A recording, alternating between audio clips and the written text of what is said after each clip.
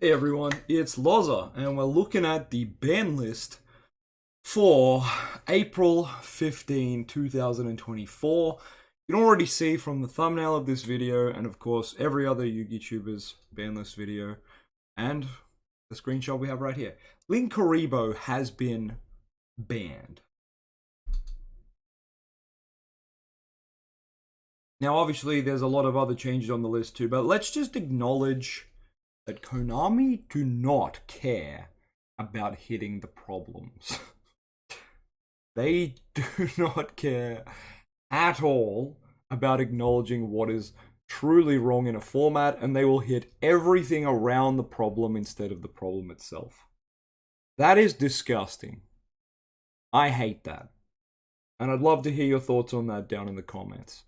Because I'm sure there is an argument, well, a lot of people invested into these expensive new meta decks, Snake Eyes in this case, and they don't want those cards to get hit and then become irrelevant in the second hand market and, you know, have no price.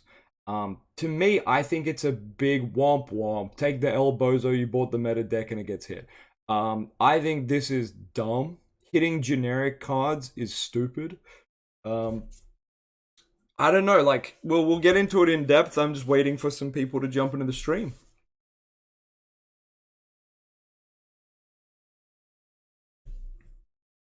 Good to see you, Sparring Girl, Red, Billy Trashbag, Elric. No, it's just Eric. What's going on, guys? It is great to see you. We're going to sip on this coffee and we're going to go through the ban list. And then I've got some roast videos to look at, and who knows what else we'll get up to.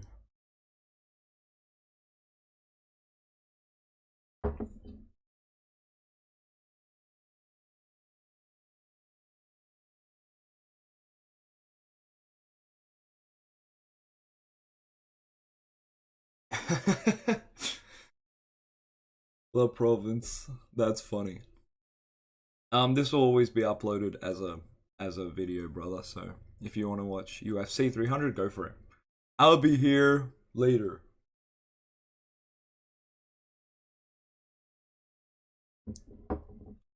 Billy, that sounds incredible. That's the best way to play Yu-Gi-Oh, I swear. Those silly 5-way, 4-way, 6-way duels where you all draw from the same deck of like anime garbage cards. It's so much fun. So good. One player flips like Mirror Force on someone who's winning and it's just everyone goes nuts. So much fun. That's probably peak Yu-Gi-Oh, let's be real. Alright, we're gonna get started. So we've already kind of spoken about it, but Linkuriboh being banned is truly a sign of a grim future for the game. Any generic staple seems like it can now get hit simply because it's being played in, you know, the current good meta deck. And this is not a new thing, it's just a continuous theme. The fact that so many Yugi tubers came out publicly saying on their banlist prediction videos that Linkuriboh is going, and Konami actually did it, that's crazy to me. That's crazy. It's crazy. Linkuriboh obviously has been heavily played within the Snake Eyes deck, but you know what they're gonna do now? You know what they're gonna do, guys? I'm bringing up probably the worst simulator for this. Sorry for the flash of light, by the way. They're like level 1 Link monsters exist. Oh, it's not coming up.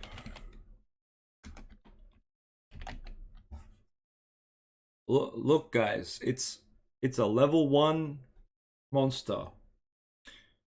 Link 1. What? It's not like they got rid of all generic Link 1s. They just got rid of the defensive battle phase one. I don't know. I know Blue Eyes used to love this card and Altergeist back in the day. I don't know, like hitting Linkuriboh just feels wrong. Absolutely wrong. We'll get through the other cards now. We're not going to sit on that the whole video. Baron de Fleur. Baron de Fleur getting banned. Finally got a cheap reprint and it's being banned. Okay, cool. Random. Savage Dragon. Baron.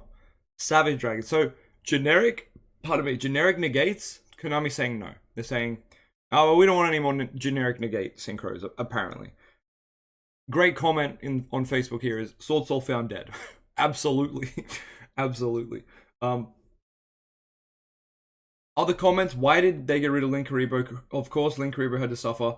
One person said, where is Appaloosa? And you know what? They kind of got a point. It's like, they're getting rid of these generic cards. You know, how much life does Appaloosa have left in her? Who knows? You read Linkuriboh's second effect and to see why they banned it. Yeah, it can summon itself back continuously. I realize this. I still think it's fine. I think we all know what cards should be hit in Snake Eyes. If they ban Snake Eyes Ash, I think a lot of problems go away. They could either put it to 1 or ban. I think just ban Snake Eyes Ash. And none of the rest of the bans here need to occur, in my opinion. Perhaps I'm wrong, but I think instead of these 4 generically played cards being banned, may I remind you, all of these cards are at 3, I'm pretty sure, previous to this ban list. I think if just Snake Eyes Ash went to banned, these 4 cards would still be at 3. But that's a conversation for the comments. Let me know down in the comments what you think, or in the stream chat right now if you're here. Oh, they did it. Oh, why did they bring back Kieran? I hate that. I hate this shit, man. Okay. Protos as well. So Sword Soul lost access to their generic negate, Baron de Fleur, in exchange for a card that literally doesn't let your opponent play the game. Interesting. Oh, Colossus. Whoa. Oh, man. Colossus. Oh, my.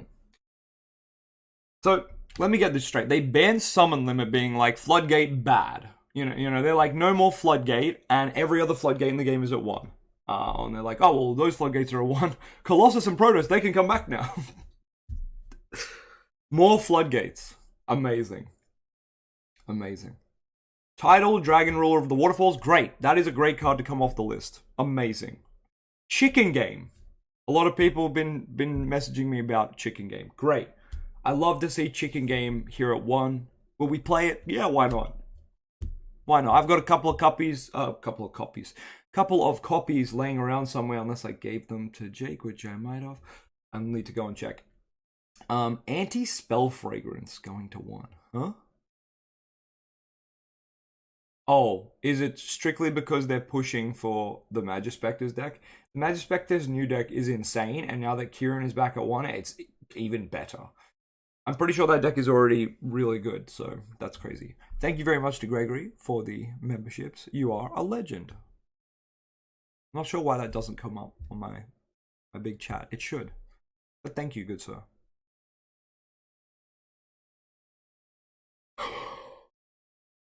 Have I missed anything? Have I missed anything, guys? Protoss, terrible. Colossus, terrible. Kieran, terrible. Spell Fragrance, okay, whatever. Chicken Game, cool. No one's hurt by Chicken Game coming back. It's just random and generic. We're like, yep, whatever. Idle, yeah, that's fine. I think overall this limited list is a fat miss. I think the forbidden section sucks, and the limited section also sucks. If I were to offer alternatives, I would just say to not release a lot of these cards from the forbidden status. But yeah. Semi-limited Armageddon Knight. Yeah, I don't think anyone cares about that. And Pearly Delicious Memory.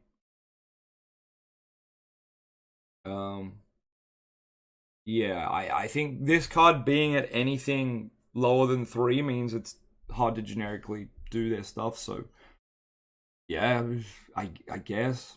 I don't know. It's whatever. I don't know. Pearly hasn't been an issue for a while. I'm kind of happy that we don't have to look at it or verse it anymore, though, so I don't know. It's nice to not verse this deck. And Unlimited, we have the Malicious coming off the ban list. That's cool. Harp Horror, back to 3. Nice. We can update the DarkMagician Orcus profile. Triple Harp, let's go. Speedroid Terratop, that's fine. Engage. Ugh, why? Why is Engage unbanned? Unlimited. Like, Engage is one of the most insane cards in an archetype. It's Pot of Greed. Why is regular Pot of Greed banned, but in archetype searchable Pot of Greed is at 3? When it was at 1 and 2, you were like, oh, well, at least they have to, like, find it, or they have to search for it, and you know that's going to be their search. Now it's just like, well, great, they have 3 Pot of Greed, great. Amazing. Yo, Costa, what is up? Thoughts on Domain Monarch from this ban list? I don't think this helps Monarchs at all. Like, there's a couple of less negates. Does summon limit matter in Monarch? No. I think all of this is just pretty bad for the game in general. I'm just gonna say. This does not seem very fun. Thunder Dragon Colossus and Arch Nemesis Protoss are not fun cards to play against. What are they going for? The worst format possible here? Snake Eyes gets a slap on the wrist. Generic synchros get thrown out the window. And they bring back a bunch of floodgates in exchange for putting anti-spell to 1 and banning summon limit. What is this list? The unlimited section is also... I can't believe the unlimited section's disappointing. Normally this is like, oh yeah, Harp Horror, that's long overdue to come back. Or like a Speedray Terratop, Malicious, and like, you know, some random crap that's been at 2 or 1 for some reason. And you're like, oh yeah, it's been like 7 years, it can come back. Engage? No, they have new support coming out. Why are we taking the Pot of Greed card and putting it to 3? That's absurd. That's absurd. Blake has just sent me a message about the ban list. Fafa, when I play against Snake Eye, I definitely feel Link Karibo is the typical... Yeah, see, Fafa has summarized it perfectly. In a massive roast at the Yu-Gi-Oh! News Twitter. Like, yeah, man, whenever I'm versing Snake Eyes, it's like, damn, I wish Link Karibo was banned. This is absurd. Wait, I know we've looped back to Link Karibo being banned as the thing. But, wow. Wow. Blake, good timing sending me that message as well, live on stream. Just such an absurd take. It's absurd that YugiTube has said that it would happen and that it's happened. I just can't believe it. We truly must live in a simulation. No, that's crazy. Like, I don't think Summon Limit should be banned either. A card that literally does nothing going second requires you to hard open it, unless I've missed something and there's a way that Labyrinth or something can search Summon Limit. I don't think there is. What is wrong with Summon Limit? Your opponent gets 2 freaking summons. What? It's like the most tame of the floodgates. I don't know, man. I don't know. I don't know how you can go, Summon Limit's a problem, we're taking it out of the game, and then be like, but here's Protoss and Colossus back. Like, either, like, they're all okay, or none of them are okay. But I know that is never the case in Yu-Gi-Oh! For example, Baron de Fleur and Savage Dragon are clearly not okay for some reason. But, you know, Kieran can go... Yeah, Kieran is just coming back. But that's... I think Kieran coming back is more so because they want to print more money on the Magispector cards coming back, which is probably why Engage is coming back too. A lot of this is probably just Konami wanting to make money. Hence, why Link Karibo is getting banned and not any of the Snake Eyes cards, because they want to keep people buying the set. Maybe, I don't know. The set's kind of already lost its peak, I would say, but yeah. They could have hit, yeah, as Gregory has said in the chat, they could have hit Oak, Ash, Princess, but apparently Link Karibo is the problem, guys. A Link 1 that stops an attack and then summons itself back? Yeah, that's...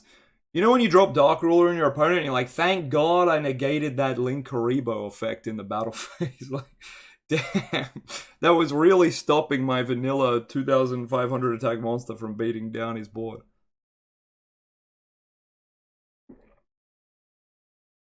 Truly silly. And yes, Summon Breaker still exists. That's a great point, Dave Juve boy. Summon Limit has been banned, but Summon Breaker still exists. And I'll just bring up Summon Breaker real quick. Oh look, it's nearly the same card, which you can summon or summoned. You can activate via Metaverse or Terraforming. During main phase 1 of the turn, player conducts a third summon. It's the end phase. Why didn't this go? Summon limit is in the artwork of this card. By the way this card works, if your opponent summons twice and you Metaverse this out, if they summon a third time, it still counts the summons, right? Just like summon limit. It still counts the summons, and if they summon again, it's the end phase of their turn. So if they're in the process of a third summon, for example, they reveal like something in hand. Let's say they reveal Dogmatica Fleur-de-Lis to special. Pardon me. Flip Metaverse, summon breaker, activate summon breaker rather. They now proceed to resolve the chain. They summon Fleur, end phase. End phase. Similar to summon limit, where if your opponent's performing their second summon and you flip it, they are now locked out of summons. They could have probably done something about this. They could have either said these cards only count summons while they're face up, or they could have they just said they count them when they're face down, even when they're not flipped, which is a little silly. I understand. I don't think it's ban worthy though. I don't know. I get that it's like, oh, well, you're trying to break someone's board and then they flip summon limit on you. It's like, what do you do? I could say that about like 45 other cards, though. You know what I mean? It's like, oh, I was trying to break my opponent's board and he had Solemn Judgment as well. Like, a card I didn't account for that was set. Like, I was trying to break my opponent's board and they had Ash Blossom, so damn. That ruined everything. It's like, well, I guess we should ban Solemn Judgment and Ash Blossom too. I don't know. Like, I don't get it. If anything, these floodgates help the worst decks, the rogue decks, the casual decks to stay afloat when they're versing generic dickhead decks like Snake Eyes that shit out 45 bodies and then make Link Karibo as one of their opening plays. Oh, Link Karibo obviously not being the key play there. They normally go into some generic stuff, such as the Baron de Fleur, such as the Borreload Savage Dragon, such as the Appaloosa. So this is the way that they're hitting Snake Eyes without hitting Snake Eyes. They're hitting every card that's not Snake Eyes, that's generic, that they were playing. Honestly, disappointing list. Konami are cowards. They really need to just put their foot down and say, yeah, look, this archetype was too strong in the TCG. It didn't do that great in the OCG, but look, over here it's clearly oppressive. Maybe a Max C thing. So let's just put our foot down and say Snake Eyes Oak is gone, or Snake Eyes Popular is gone, or Snake Eyes Ash is gone. Like, can they just, for once, hit the problem, hit the nail on the head? Because instead of hitting the nail on the head, they go and knock down the whole fucking tool shed with the hammer. Instead of just nailing in that last nail, you know, they just go and smack the whole barn down. Anyway, that's the end of the ban list video. What a absolutely horrible list. I have offered alternatives for pretty much this entire list, so I don't think anyone should be too upset. Because yeah, I don't know. If you like this list, let me know in the comments, though. This shit is bad. Anyway, I'll catch you guys next time. Peace.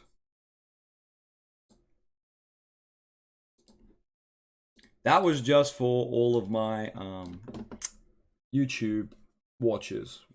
Everyone watching the stream right now, we're going to keep going. We're going to keep going. We're not done there. That was just the clip.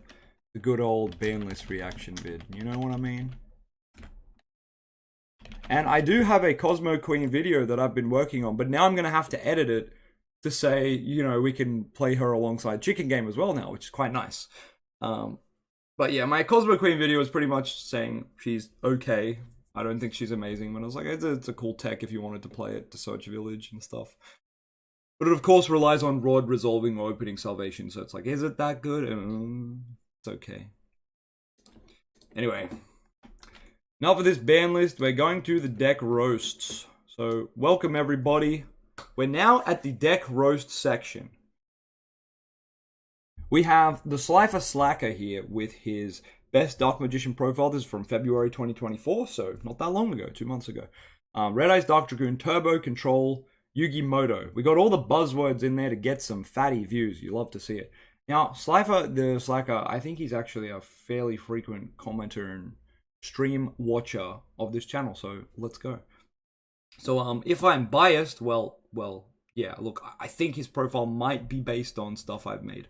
Or at least, you know, he's got similar mindsets in terms of Dragoon Turbo, you know, as opposed to all the other roasting series profiles where they're well, you know what I mean. Hey, what's up, guys? It is the Slier Slacker. Welcome back. I'm again, as in recent videos. All for right, you guys, we're gonna get started. This is a I'd have to say it's reminds me more of like a Battle City build. This kind of takes inspiration from when Joey lent Yugi Red Eyes whenever he fought Kaiba. So 2 copies of DarkMagician, 1 copy. That's a great way to cater to the casual audience, right? Because I get a lot of comments when I run 2 Red Eyes, 2 DM. People are like, well, that's a lot of bricks, and you know, the casuals say, oh, Dragoon's a Red Eyes card, not a DM card. I don't know. They say all the stupid shit. And we could just be like, hey, well, actually, in the Battle City arc, Yugi had Red Eyes, so, you know, it's actually my Battle City Yugi deck. That's a great way to get the casuals on board. Copy of the Red Eyes Black Dragon, a playset of the Illusion of Chaos. Nice. And yes, it is canon at some point in Yu-Gi-Oh! That Yugi played Red Eyes, so makes sense. Tamias, 1 copy of the, yes, that is a Magician's Force Dark Magician Girl. Beautiful. 1 copy of the Apprentice Illusion Magician. Nice. Playset of Rod. A playset of Souls. Really solid list so far. And you know how he's like not really explaining anything? Because like if you know the cards, you know this just makes sense. It's like, yes, this is a Rota. These are all one-offs because they're pretty bad and highly searchable. 3 Rod, 3 Souls because you want to see your engine starting stuff. A playset of Soul Servant.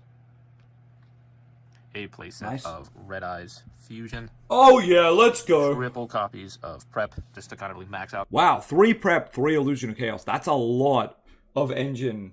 In like a ref build, that's a lot of like, give me the engine, you know? But hey, if that works, that works. Consistency. 1 copy of the Eye of Timaeus. Yo! I love Ghost Eye of Timaeus, because it could be any card, man. It could be any card. The Ghost Rare version is searchable, guys. That's an official Konami rule, right? No, I don't mind it. With the amount of Prep and Illusion of Chaos, like, he's always going to have Magician Souls. He basically has 9 copies of Magician Souls. So the fact that the games where he opens the 1 Eye of Timaeus, he'll probably have the Magician Soul because he's got 9 copies, right? You know what? I'll allow Eye of Timaeus if it's a 1 and it's Ghost Rare. That's cool. That's cool. You can make exceptions when the rest of the build is phenomenal as well, right? It's very cool. 1 circle. We always like to see 1 circle, kind of 1 Eternal Soul. It just means, you know, people kind of get it.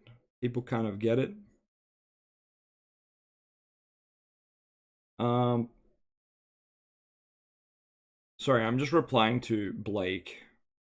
He messaged me that stuff.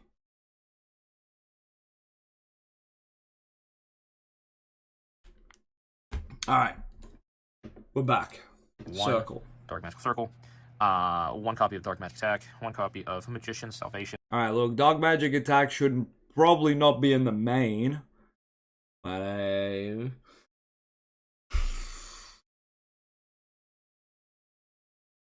we can make an exception. 1 copy of the Secrets of Dark Magic, a Magicalized Fusion. I am on a Secret Village of Spellcasters, as well as the 1 copy of Terraforming, 1 copy of Called by the Grave. I don't know if you need Magicalized once again, but you know, I love the one-ofs. Normally one-ofs you're like, why? But everything here is highly searchable kind of thing, and I think it's actually pretty good. Oh yeah, that's a good point. Someone just mentioned like Winder is still a thing. But like, yeah, Summon Limit gone, but Winder's still a thing. Wild. Kind of wild, no? I'm just gonna go and post. I'm just gonna go and post. I didn't post this in the Discord or the DM group. I completely forgot, to be honest. So, Soz, I'm mid-profile. I'm just gonna go and do that real quick. I didn't tell a bunch of people we're going live.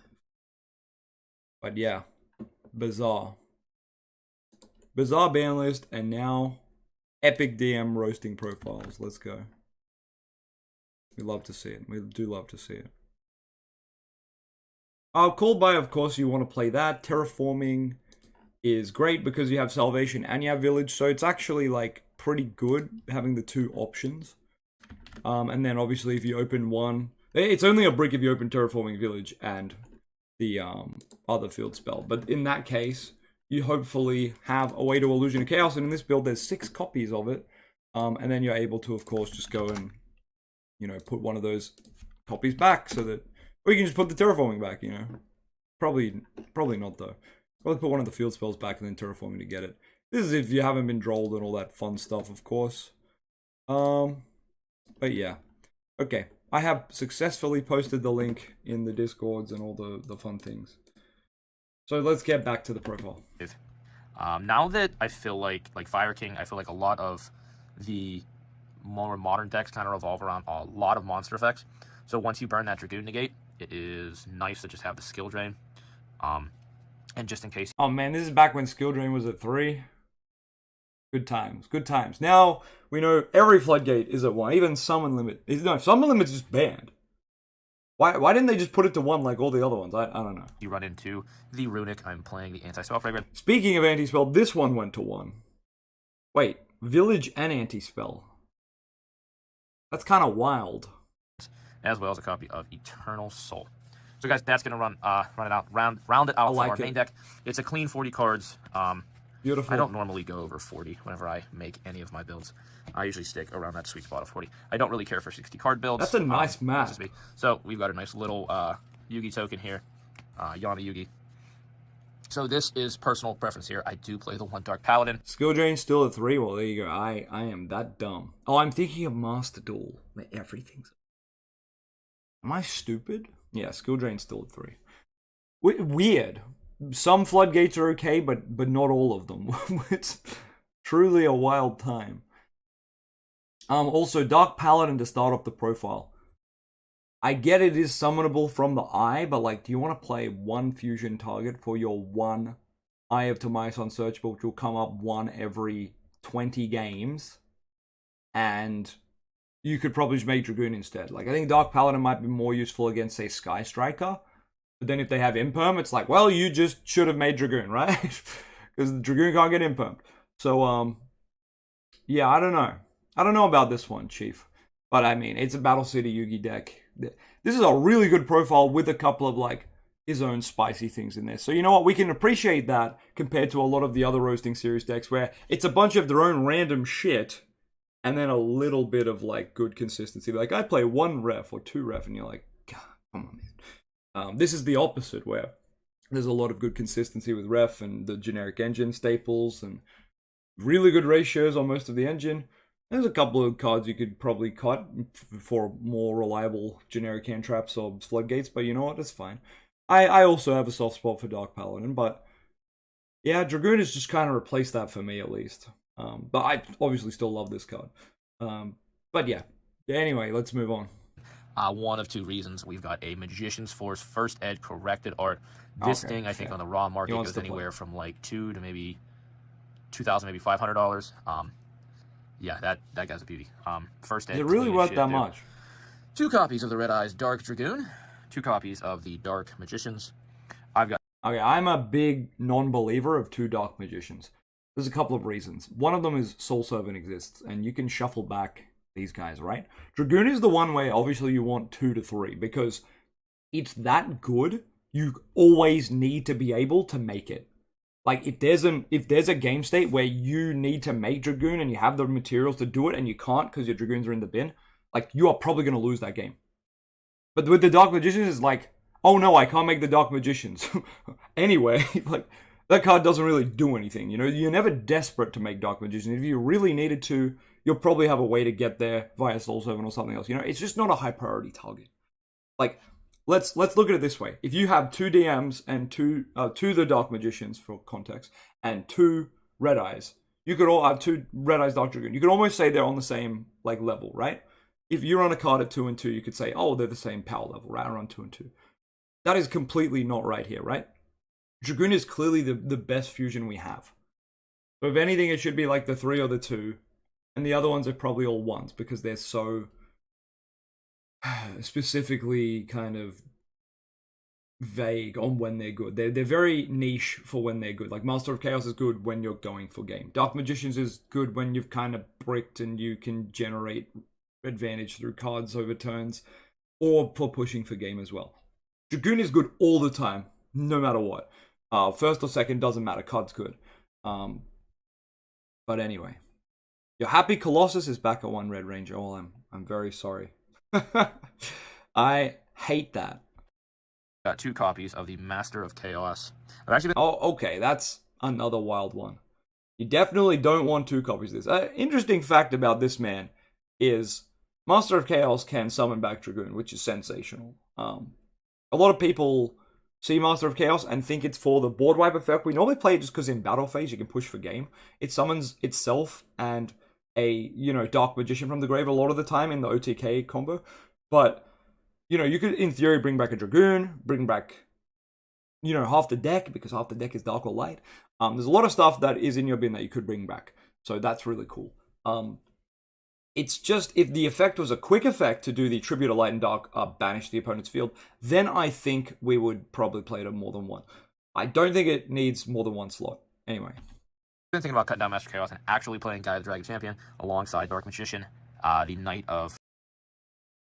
Yeah, this card is also really bad. Like, if you could ever make Dark Magician the Knight of Dragon Magic, I'm like, yeah, it does piercing. You know what you can make instead? Dragoon. I understand that it says, once per turn, when a monster destroys an opponent by battle, inflict damage to your opponent equal to the destroyed monster's original attack. Guys, where have we read that effect before? But without the battle part. Yeah, it's on Dragoon. And I understand this does piercing. It says your monsters get piercing. Is that for the turn? Yeah, if your monster attacks a defense position, inflict piercing to the opponent. I don't think that's ever come up, and I'm sure it could at some point. I'm not saying it will never come up. But by golly, is Dragoon just strictly better? If you're ever in a situation where you need to do piercing for game, you can probably just do Dragoon for game. So if you summon Dragoon, you're always going to be using at least Dark Magician. You might not be using Red Eyes, could be any level 7 any dragon effect monster. But, you're making Dragoon with DM, so it has at least 1 pop.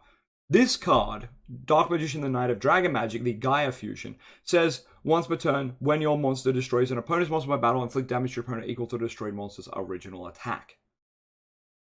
It's like Dragoon's effect to pop something and burn for its attack doesn't use your attack, and you still have an Omni Negate.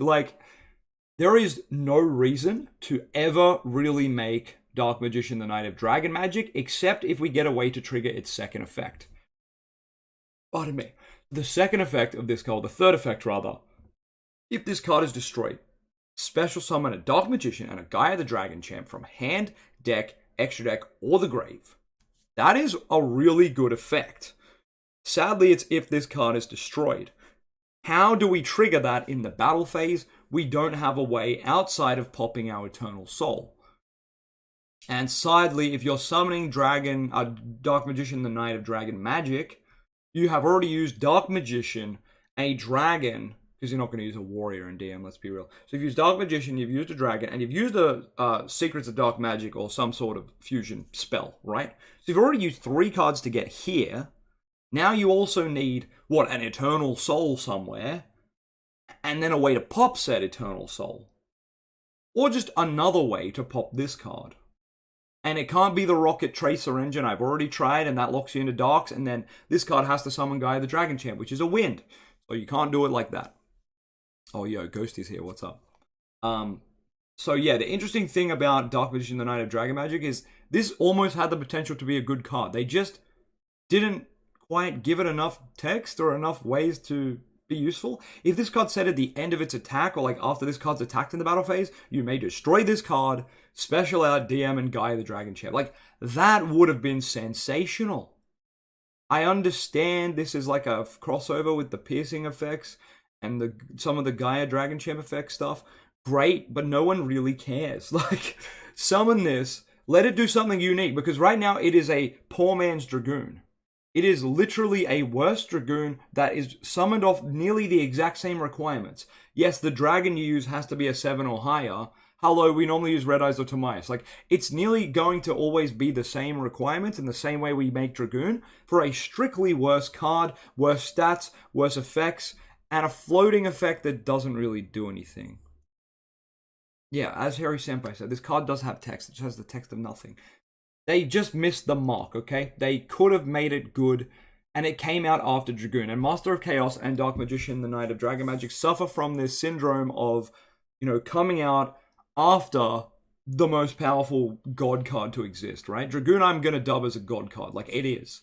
The Egyptian gods are a joke. Dragoon is a straight up god card, right? He's an Ultra Instinct G. However, every fusion we're going to get after him is going to feel horrendous because, we've had the ceiling. We've had the best card ever. And everything after that just doesn't hit the same. And they could make this better by making the fusions we get later either really generic, really easy to summon, contact fusions, or just really generic materials, or just make them have really generically good effects, or effects that play into one another. A lot of archetypes have an effect 1 that plays into effect 2, and it could even play into an effect 3 in the graveyard, for example. So if they simply made this card, when it destroys, a monster, you can destroy itself. And then great, you get to summon out DM and Gaia. And then you had some OTK potential with this card. This card, along with Master of Chaos and Dark Magician, all offered you 3 different alternatives to pushing for game in the battle phase, which, let's be real, Dark Magician is normally a going first setting up deck, so having more options going second isn't necessarily bad. However, we don't necessarily have a good fusion to go to turn 1 as well, besides Dragoon, so that is another option. They could make us a card that's good for going first, a play that helps us set up a little bit more. Dark Magician is kind of meant to be that, but it just misses the mark, so we just make Dragoon instead. And just go, we're just going to make it negate. That's better than trying to draw a card. Let's go and have a look at what else is in here, but I think I've ranted for long enough about these fusion cards. Dragon Magic. 1 copy of Dark Magician, the Dragon Knight. See, Dragon Knight is good because if you get Circle Eternal Soul in it, you actually have this really nice lock. It's still outable by evenly matched and, non-targeting stuff and some other crap, but, it's actually a very nice kind of little lock. It's not impenetrable. There is ways to beat it. And you'll learn that once you've established that lock. You'll be like, cool, I think I should win this game. And then your opponent has some wild shit that makes you not win the game. But anyway, it's very cool. I do play the Amulet Dragon. I used to tech this because... Alright, there's a lot of extra deck spots here wasted. Amulet Dragon is one of the very first DM fusions. It's quite literally got DM writing Amulet Dragon on it. And for some reason, this card doesn't identify as DM, whereas the Dragon Knight one does, where DM's wearing a knight armor. Anyway. So this card, when it's summoned, you target any number of spells in both graves. Yeah, in the graveyards. You banish them, and then you gain 100 attack for everyone banished. So against Sky Striker, it was really good to just get rid of all their resources in the bin, turn Engage off. Super nice, but if you're using Eye of Timaeus or a Dragon and Dark Magician to make a fusion against Sky Striker, hi, you can just make Dragoon. You can make Dragon Knight if you have the Circle and Eternal Soul. I feel like there's still better options than making Amulet. Well, Amulet might seem better in a vacuum. You're probably going to summon Amulet and they're going to go Widow Anchor, right?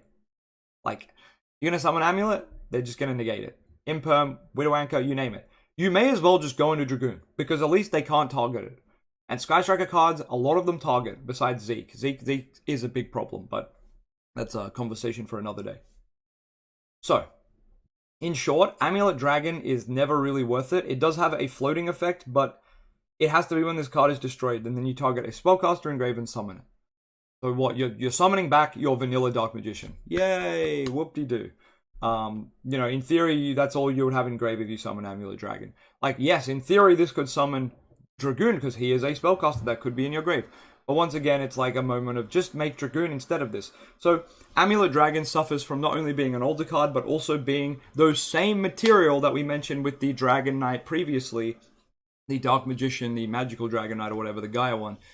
The past 3 cards we've looked at, Dragon Knight, Magical Dragon Knight, and Amulet Dragon, they're all Dark Magician and a Dragon, right? They're all the same material. So we have 4 fusions, if we include Dragoon, that are all pretty much Dark Magician and a Dragon. So it's 4 cards have the same material requirements, and one of them surpasses the other 3 by a crazy amount, and it is the third one to come out in order. So Amulet is first, so you expect it to be the weakest, then's Dark Magician, the Dragon Knight, then's Dragoon, which is up here, and then comes the Dark Magician, the magical guy. I would probably put Dragoon at the top, Dragon. I've got to get these names right because they're all really complicated. They're all very similar. Dragoon is obviously the top, and Amulet Dragon is obviously down here on the floor. Then I want to put Dark Magician, the Magical Dragon Knight, and then I think the normal Dragon Knight. I don't think that's a surprise to anyone though. But yeah, we need either easier ways to make all those weaker fusions, like contact fusion ways or a fusion spell that will summon them, or they just need to make them better, which I know they can't errata them or they just refuse to do something like that. But anyway, next, we got to look at these next cards. And yeah, I mean, that's, as I said, that's a lot of extra X spots wasted. I would cut one Dark Magician, one Master of Chaos, Amulet Dragon, Dark Paladin, and Dark Magician, the Magical Dragon Knight. That's 5 extra X slots. That's like the Dark Selene package with Artemis and, you know, I don't know, IP Masquerena, right? That's easy replacements. But let's see what else he's got. Because of Sky Striker, it just really kind of was a turn on like an off by the Sky Striker, Dark Cavalry, and the Dark Magician. Oh my god, okay, I should have let him keep cooking. I said we have 5 wasted slots, we now have 7 wasted slots. So, Dark Cavalry suffers from the same problems as a lot of these cards mentioned beforehand. However, Dark Cavalry's requirements are very unique. Similar to that of Dark Magician and Magical Dragon Knight, it is summoned off a warrior monster, or it can be a warrior. Dark Magical Knight can be a warrior or a dragon, but it typically is a dragon because we don't play warriors. So Dark Cavalry in our own deck, we can't use outside of Eye of Timaeus. We don't have a warrior card to play that's generic enough. There's not like a link one that we can make that's a warrior. There's not like a hand trap that's a warrior. There's strictly just not a warrior card we really play. So first of all, if you're playing Dark Cavalry, it either means you have to play Eye of Timaeus or some other jank stuff, right? So immediately out the gate, the card's bad. Because it's forcing you to change the main deck for the worse. It's not making your deck better.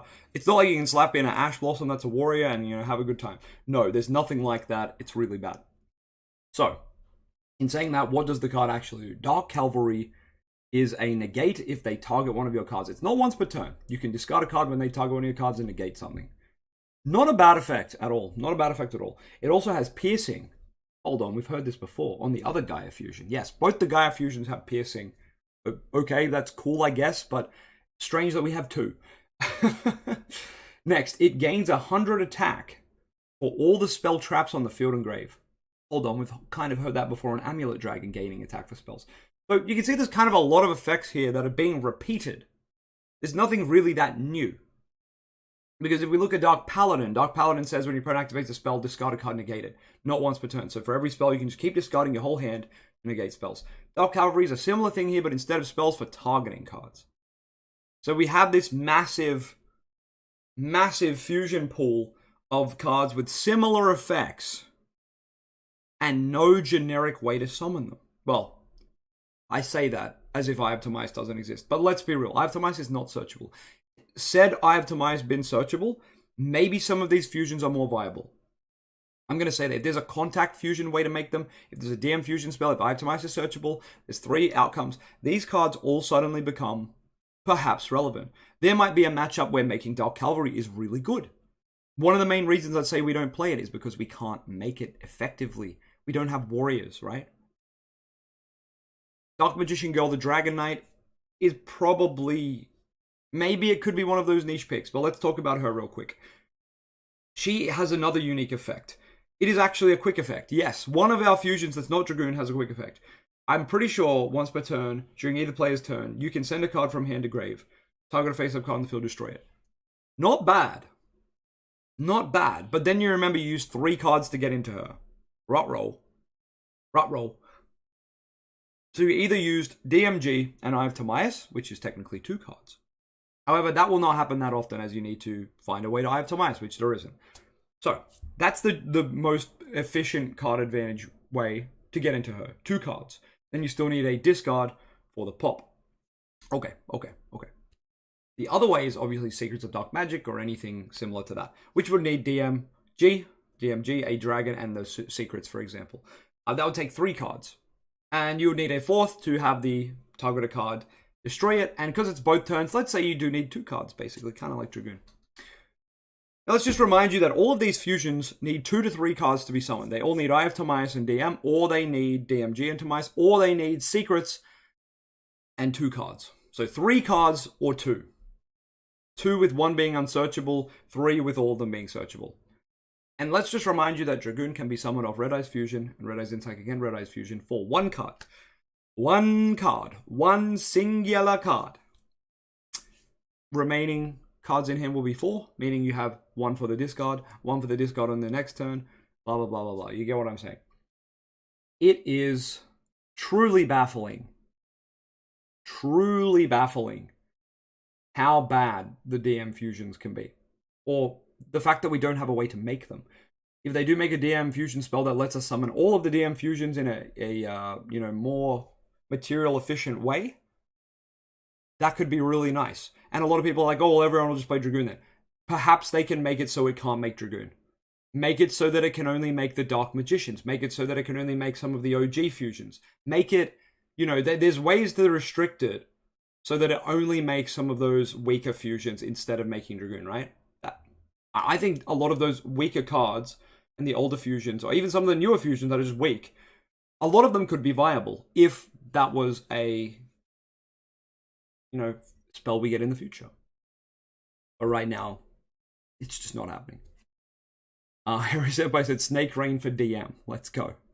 Send all 4 bricks and then Soul Servant draw 4. Based. Giga based. Well, that's what the new fusion spell will do. It'll say, fuse from deck, send 4 material, or it'll be like, send 4 monsters that list Dark Magician to activate this card. Or something ridiculous. And you're like, yes, it's for cost. I send them for cost. That would be sensational, right? Send Mahad, Mana, DMG for cost. And then you get to Fusion Summon. That would be awesome. And then you're just like, Soul Servant, draw 4. Go to 8 cards in hand. That would be really funny. Alright, we're going to move on in this video because we just spoke about fusions for a long, long time. Wow. Oh yeah, something like you could summon it for the rest of the duel. So people are mentioning in chat, make the cards that are summoned identify as Dark Magician in the field and grave from then on. I know Dragon Knight already does, but something like that would be nice. On Red Eye's Fusion, the card summoned off Red Eye's Fusion identifies as Red Eye's Black Dragon. Why not the same for DM? Would be really good with Eternal Soul. Really would. It really would. Oh, Striker DM time, by the way. You're right, Marcus. It do be Striker DM card. Anyway, let's get on with the video. Ebon High and 2 Ebon Illusion Magician. I think we all know my stance on these XYZs. You're not making them go on first. Unless you're playing Tenyiva Shooter, unless you're playing Chronicle Magician, unless you're playing a Cash Tier Engine, you're not making a rank 7 go on first, so you shouldn't be playing them. They're not that good of XYZs to be playing them. They are a turn 3 play. You know what I mean? Because turn 1 in DM, you're going to be setting stuff up and making a fusion play. That's about it. If you're going second in DM, you'll be doing the exact same thing. There is no way to make an XZ, whether you go first or second, in DM. In a build like this, at least, where you don't have any of those level 7 extenders or level 7 Chronicle Magician, you know what I mean? How are you getting 2 DMs on the field? How? Magician Souls gets 1, and then what? You're done. So, you really can only make these rank 7s if you play a way to get them out turn 1. I know people are like, oh, you Eternal Soul out 1 and then you Eternal Soul out the other. No, guys, that is like a turn 3 to 5 play. Like, you are not playing extra deck slots, 3 of them at that, for a play that occurs on turn 3 to 5 or onward. Why? And if you are, these cards that you summon on turn 3 to 5, they better win you the damn game, right? They better be that good. What does Ebon Illusion do? It summons a vanilla and then you get a banish in the battle phase if you attack. Okay, I don't think that's worth waiting 3 to 5 turns. Ebon High Magician. It's just bad. I hate talking about this card. There's no way to make it turn 1 once again. So, it's best case scenario with Ebon High, you make it turn 1, you have 3 cards in your hand, and you can then activate them from your hand. Like, you can activate, like, Solemn Judgment from your hand. Great. However, your opponent can just go imperm on this, and then you're like, cool, do I want to waste a judgment on that? I don't know. It's just bad. I don't like them at all. Yeah, Ebon Illusion Magician has some merit at 1 in some builds, if you have the rank 7s, as I mentioned, if you have the level 7 extenders. there is no reason to play it unless you play like a Naruto engine to rank up into it through like DMG and Apprentice being summoned. Something like that. Something like... No, that's really about it. No, that's about it. Probably just don't play the Xyz, guys. So, this deck, if you haven't picked up, is kind of more of a... I don't even want to say it's more of a casual deck, because it's like it is and it isn't. Like this is Dragoon Turbo, and it does a pretty good job of getting into Dragoon Turn 1, and then... I think we're all done on the deck profile. That's a nice opening hand. It has skill drain, so you probably can win. It has 2 floodgates, so you probably win. Let's talk about the deck. The deck is good. The deck is good, and then the extra deck is really bad. The extra deck had way too many fusions and too many XYZs that could have just been links, right? They could have just been generic links that you can actually take advantage of, allow you to manipulate your resources with, such as Artemis and Link Spider and Imdok, allow you to loop your Rod and Dark Magician. They could have been cards like Dark Selene, access code to Link Climb. They could have been cards like IP Masquerena and Unicorn, or I don't think was... Yeah, of course. IP and what's the other one? I've forgotten. Anyway, you know the one I mean. All of those cards, SP I think it is, all of those cards are just great generic slots here that would work really well. The BLS card is really good. Yeah, I also agree, Yami. Yes, Naruto can rank up into Ebon High, but Naruto is also a negate too, so you could just play that and leave it. But anyway, the point is, there's a lot of XYZs you can play, and you have to be able to make them going first for a start. And none of them are particularly that good. So, you know, take it with a grain of salt. You probably just don't want to play any Xyz in DM right now in the current format. Pardon me. Stick to Link, stick to Fusions. Chaos Angel. Pretty much every DM extra deck should have Chaos Angel. Pardon me. I obviously don't have it in my profiles per se. They're in all my Master Duel profiles because haha, online client. And I will always tell you to play Chaos Angel. I have not bought one yet because $100 is stupid. If you've seen the ban list where Baron de Fleur and what else? Savage Dragon just got banned. 2 very generic synchro negates got banned. I'm not saying Chaos Angel is a negate, it's a pop, but it's another kind of generic synchro.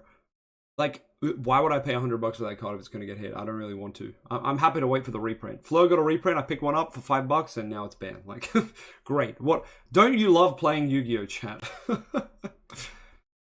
Anyway, that's the end of the Slier for Slacker profile. Let me know what you think of this one down in the comments. Actually, pretty good. Pretty solid main. Actually, very impressed with the main. But then, yeah, it got a bit wild in the extra deck, didn't it?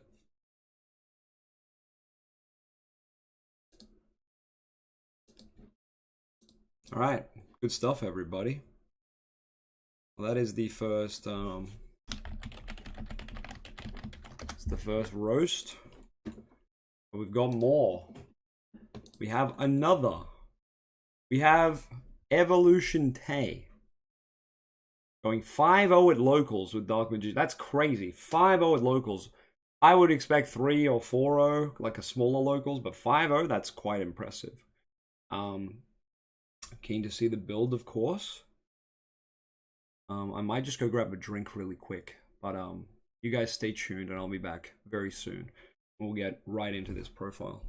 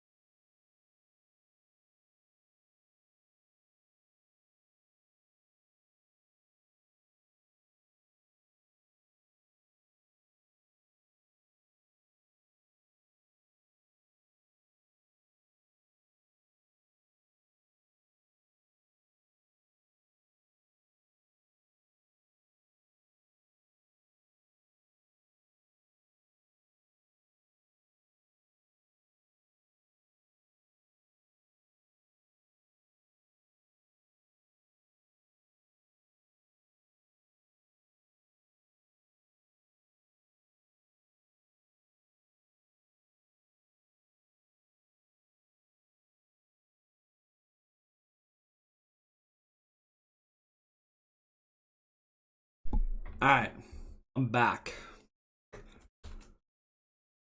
We be gaming. We be gaming out here. So,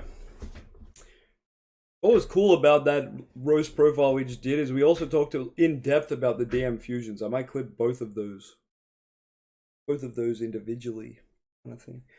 Anyway, here we are with 2024 Dark Magician from 3 months ago. The Evolution Tape went 5-0 at locals. He actually DM'd me when this happened. I remember I did watch this at the time, but I have completely forgotten it. Or maybe he just told me the list or something. I don't know.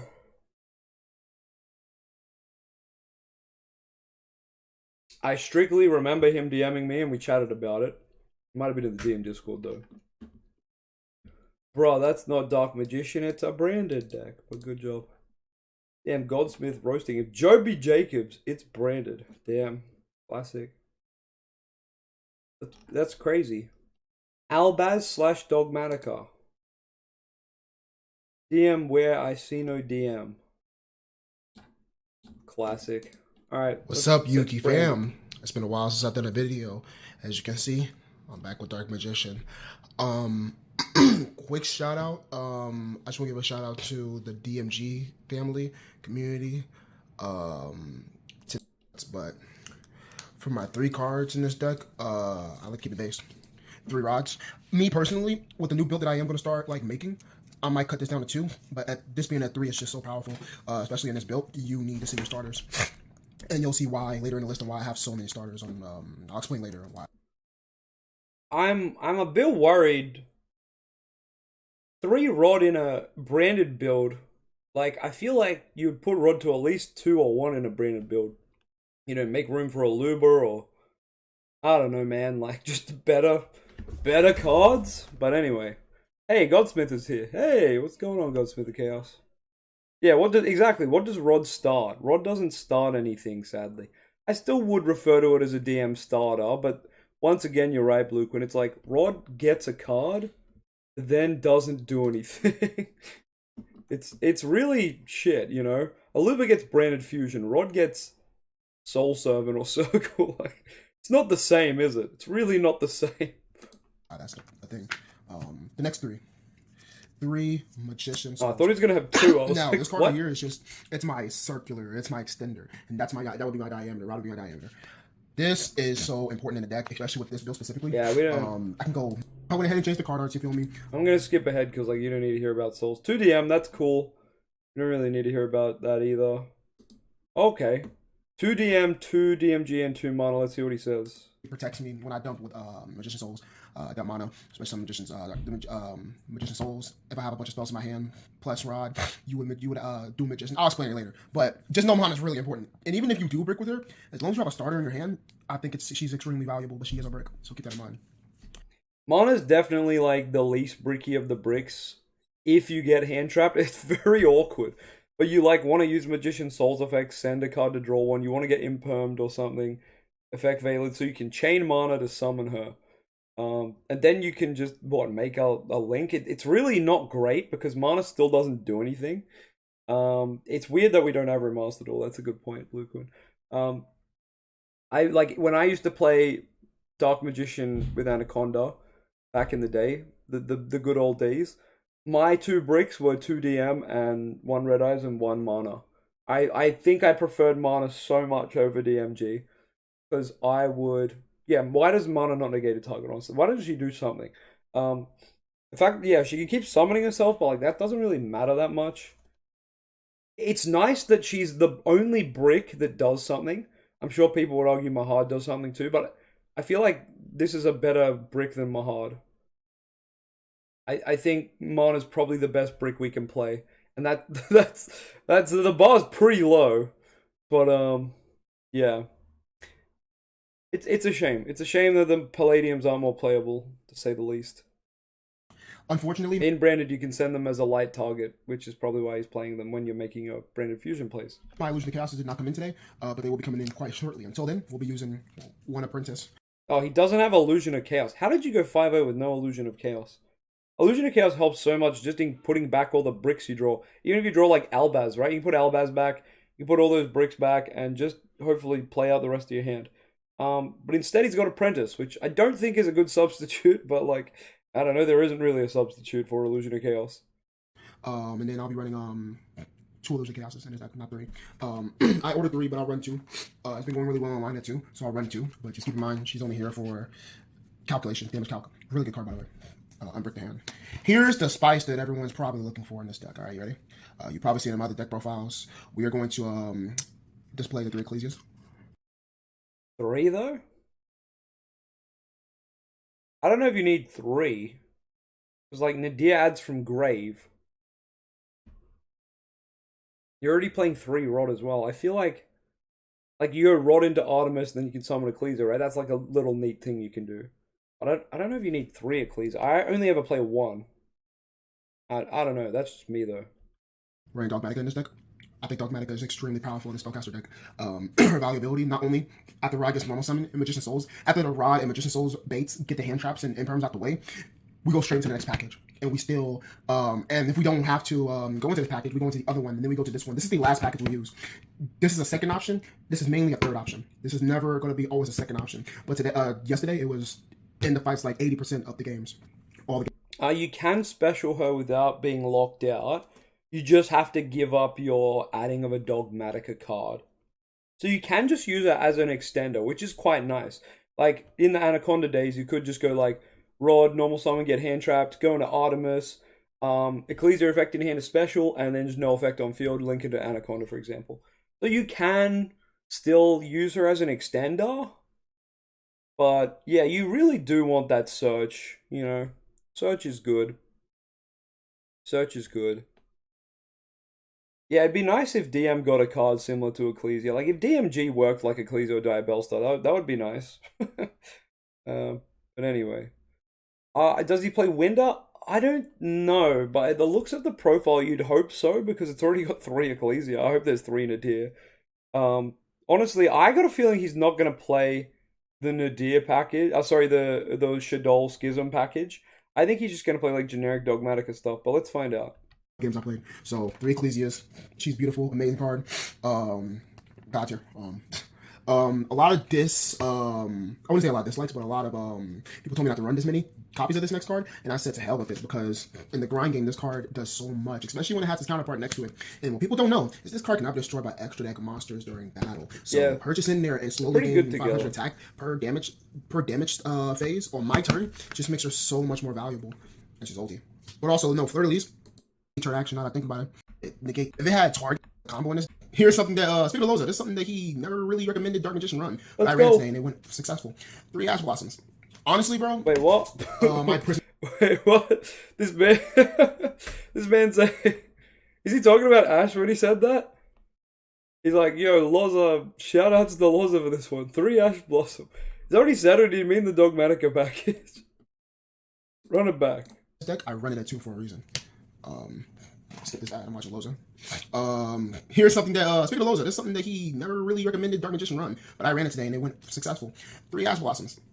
Did he say something I never said to run, or something I did say to run? I don't know. Honestly, bro, my prismatics are put up, by the way. I don't know. I think Ash Blossom's nice. No brick. Not a brick at all. Not even close.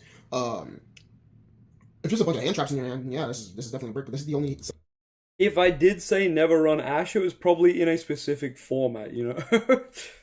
Yeah, it's... I don't know, man. It's like, imagine if you're like, damn, this guy told me to play Effect Veiler, guys. Or this guy told me to play Imperm. Or told me to not play Imperm. I'm either the innovator with the idea of Ash. But yeah, I think I said not to play it. And I think there's a pretty good reason I said not to play it. And it was probably format specific. But you know what? If Branded's in the format, Ash is never bad to play. I think it was probably when I was on my DM kind of floodgate era. Yeah, it was probably from a time where I was like, there's no point playing hand traps and like going 1-for-1 exchange, because like we just got to floodgate the board. Yeah, you're right, Ghosty. I need to clarify when I say do play this, don't play that. It's for the current time. it's for the current ranked, or not ranked, it's not Master Duel. Well, it could be, but it's for the current ban list and the current format, right? If you look at my videos and I have a Dark Magician list and it's got, no Ash Blossom, there might be a reason for that, or maybe there's not. Maybe I'm stupid. Who knows? But I think to say that I said to never play Ash is probably wild. But hey, that's all right. For context, guys, you can play Ash. The profile I took to YCS Sydney had 2 or 3. I think it had 3 Ash in it because I was playing Crossout. But yeah, Ash in this Ash in Snake Eyes format is fucking crap. But the reason I play it is because I play Crossout for a ref to actually resolve. But anyway, set of hand traps in my deck, which tells you that I don't run Imperm. And I'll explain all that later. This is for welcome. I'm sorry, let me get to the point. For welcome, Branded Fusion, all the special summon from deck, S tier of Despia. I might put this at 1. The reason why I have it at 2 is because I'm not seeing my starters in my deck. This card indicates that I am running Branded, the sauce in this deck. And will you 2 Aluba but 3 Rod is a bit wild. Like, I think everyone knows Aluba is the better normal summon. But I guess he's trying to keep the deck's theme and integrity Dark Magician based. However, I think if you want to play the branded stuff, like, just play 1 Rod and play 3 Aluba and 3 opening or whatever. I think opening's at 2 or something, but you get what I mean. Like, max out on the good cards. Good. Anyway. Might as well just get it out of the way. It's not branded if I'm not running Spawn Albass. At least at 2. Don't run it at 3. And at this point, you're just playing branded. You might as well just play branded. Yeah, I'm gonna bring the ratios thing up again. Albaz is more of your DM in branded, right? It's better. It's obviously much better than DM, but it's kind of your bricky guy, right? It's the guy you kind of don't want to see. There is matchups where you do, but more of the time you want a branded fusion sending Albaz from your deck to grave, right? It's pretty much the brick of branded, you could say. Pardon me, or the DM of branded, you could say. Right now, these ratios are telling me that these cards are of like the same value, equivalent value. These are not cards of equivalent value. These do not exchange for the same the same value in your hand. This in your hand, I mean, you could argue Fallen of Albaz into like D-Link is crazy, but Aluba in your hand is always good, right? It always will go and try and get you branded fusion or beta negate from the opponent. What? That should be at 3. Like, Aluba is a 3. Albaz is a 1 to 2. Obviously, in branded, you kind of want the second one for more branded fusion stuff. But our opening is now at 1. You're probably thinking of MD again. And now opening's at 1.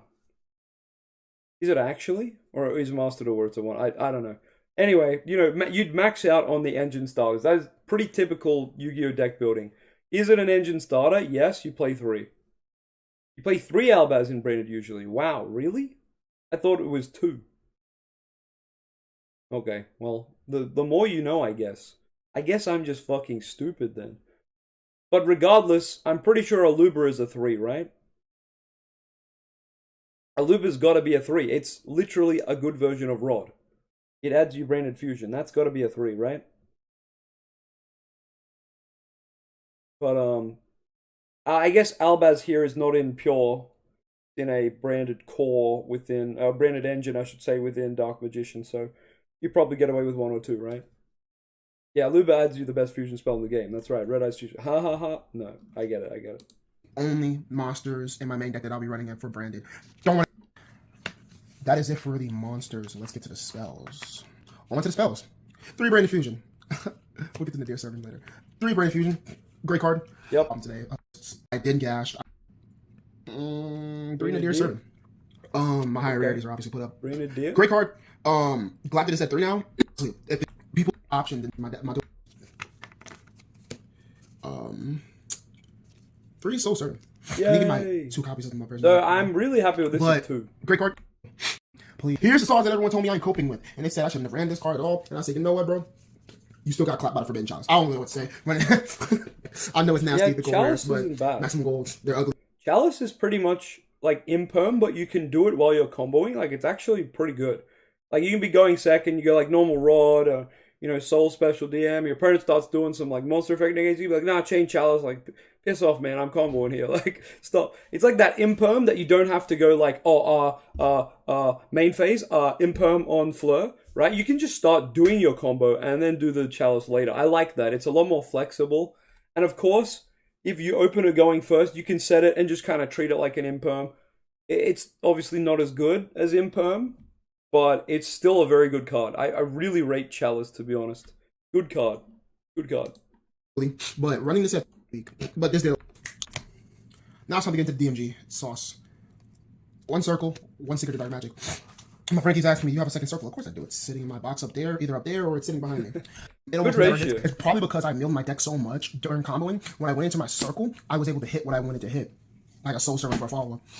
To get to dark magic, I mainly use... Yeah, you know what? Once you resolve your entire branded engine combo, you've probably got like 20 cards left in deck. Circle might actually hit, because that's 20 cards in deck. That's a Duel Link size deck. You can actually hit off circle then. Use this for during battle, during when they try to pop my monster off the field, when they try to not tribute, when they try to there's some secret with... I'm just gonna come back to Chalice real quick because Harry Senpai made a good point.